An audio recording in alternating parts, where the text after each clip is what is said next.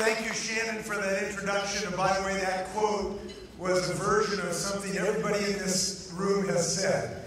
So when President Obama quoted that, they were quoting this organization. Congratulations to this organization for leading America in solving our environmental problems. So I appreciate your work. It's been said we are what we eat, but I would suggest a friendly amendment is we are what we believe. And those of us who are in this room today share a common belief and a common value system that I believe is the ultimate Washingtonian belief and Washingtonian value. And that is that we need to put a protective cloak around that upon which our grandchildren, for their lives in the next century, depends. And that is the clean air and clean water and pristine forests of this state. We are humble in Washington, but it is hard. But we are right to say that we live in the most beautiful place on the third rock from the sun. Hurricane Ridge, Lake Chelan, Moe Cliffs Beach, the Yakima River Canyon. We live in the most exceptional place on this planet. And we understand that of all our values, of all the things we cherish, all the things we enjoy, the highest duty is to our grandchildren ultimately. And I fundamentally believe of all parties and all stripes and all economic strata, that Washingtonians share that basic value.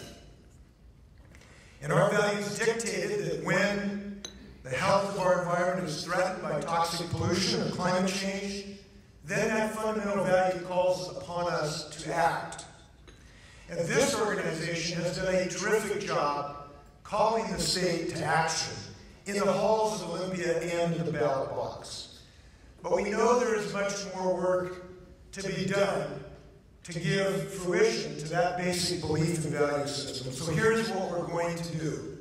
First, Washington State is going to defeat climate change. It's the first thing we are going to do. And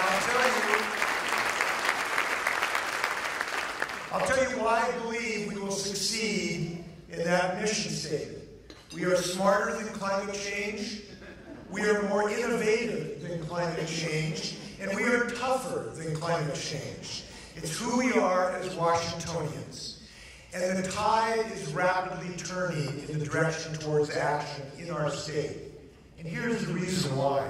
People are seeing with their own eyes in our state the ravages that we're having to our oyster industry because carbon pollution is damaging it because we're having more acidified waters, to our farmers who are losing irrigation supplies because changes in snowpack, to the folks in Okanagan County who've seen the ravaging effect by forest fires. Washingtonians of all stripes are coming to believe that you can run, but you cannot hide from the effects of climate change. And for this reason, we now have a new opportunity to defeat this existential foe to our grandchildren. So I'll just say this simply. Climate change is endangering our home. It's endangering our grandchildren. And nobody comes into our home and threatens our grandchildren. We are primed for this fight. We are ready for this fight this year. And I'll just say this, not in our house. You don't come into our house and hurt the state of Washington without a fight. And I look forward to being in this fight with you.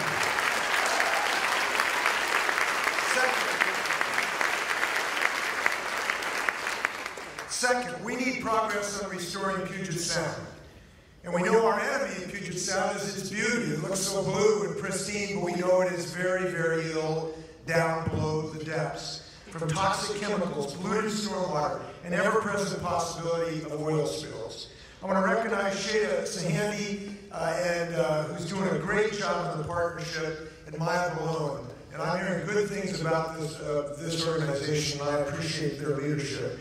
Third, we need to make progress on reducing toxic substances in our everyday environment that endanger our health, and particularly the health of our children. I'm going to be proposing legislation, as you know, this year, which is going to get to the source of that toxins. to keep them out of our bodies, out of the products we use, and out of the environment. No child, no mother, no one of us should be at risk of these chemicals that we know are harmful to our health, and we want to go to the source to keep them out of the chain of commerce in the first place. So I look forward to working.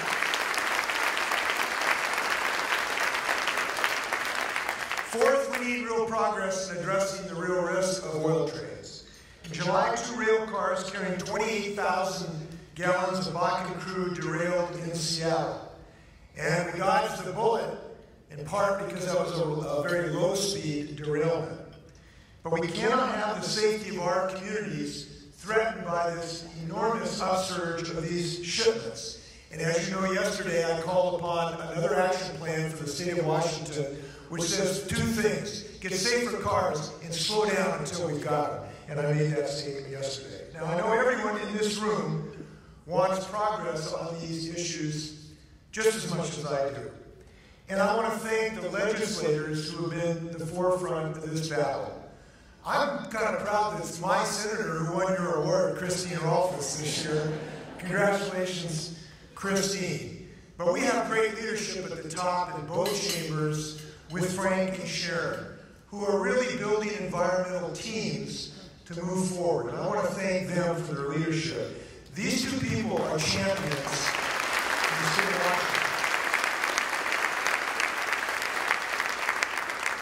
But the great thing about our state is it's not just the federal level where our great team is doing work at our state level, but our local leaders are doing great work too. Dow Constantine has talked about around the country because of his work on transportation and planning. Dow, I don't know if you're here today, but I want to thank you. Mayor Balducci, who's been working on these issues tirelessly and moving forward on advanced forms of transportation in a multimodal system that works in our state.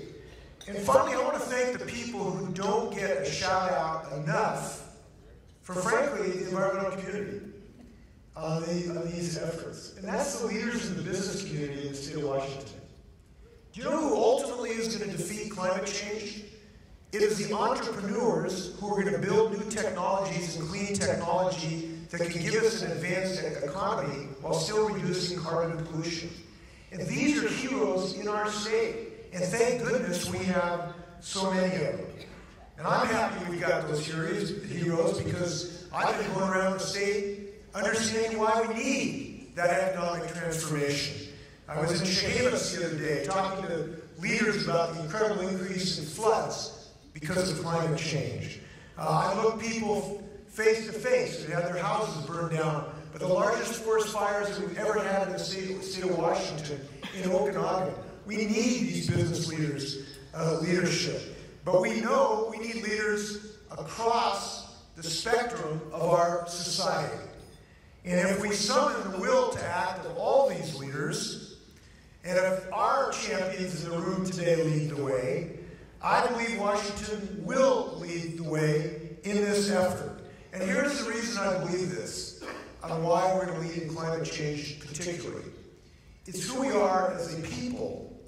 Fundamentally, this is not a question of science. It's a question of identity and who we are as a people in Washington.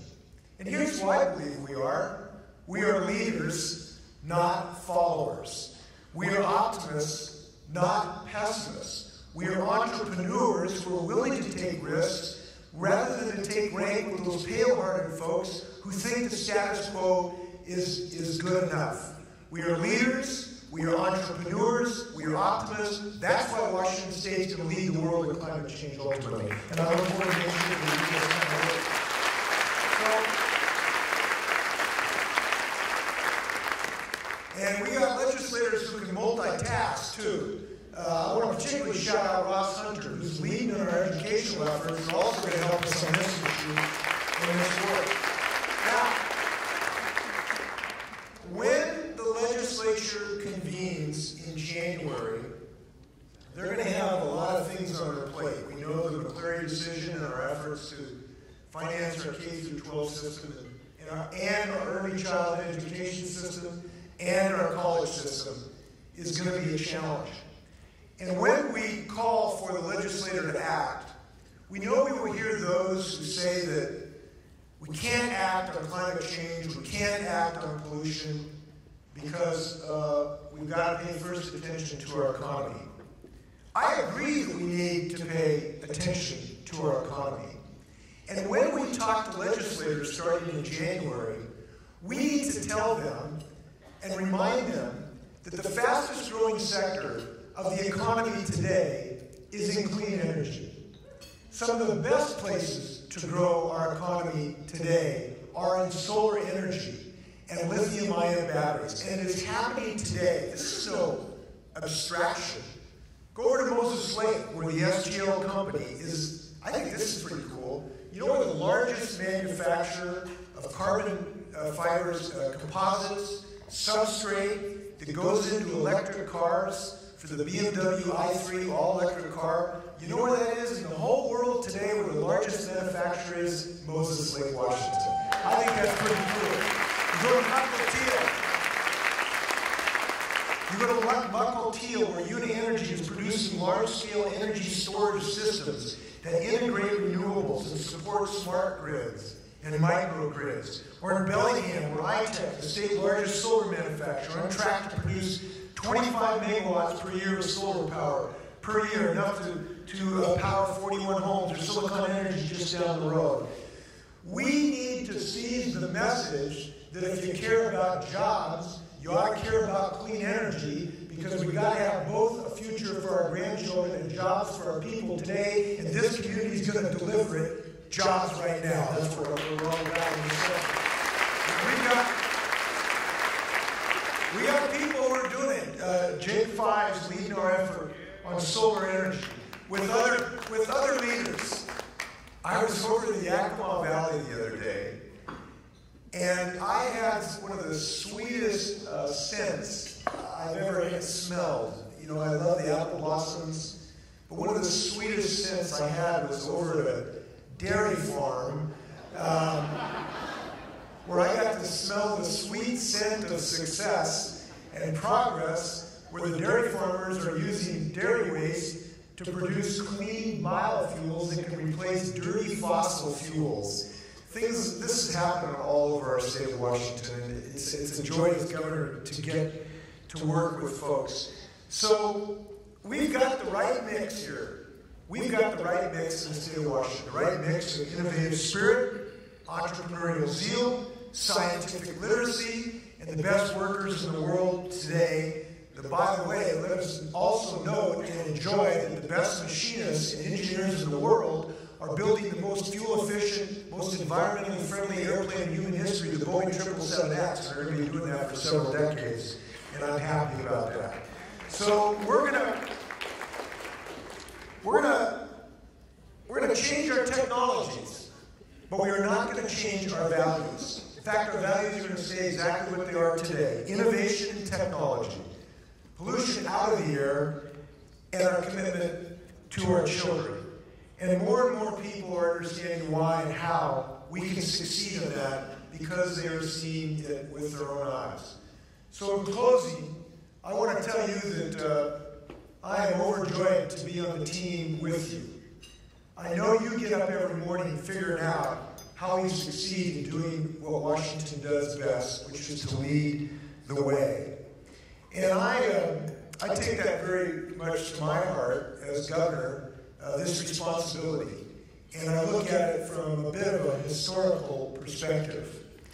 On the wall, when you walk into my office, one of my favorite portraits is of our 11th governor of the state of Washington.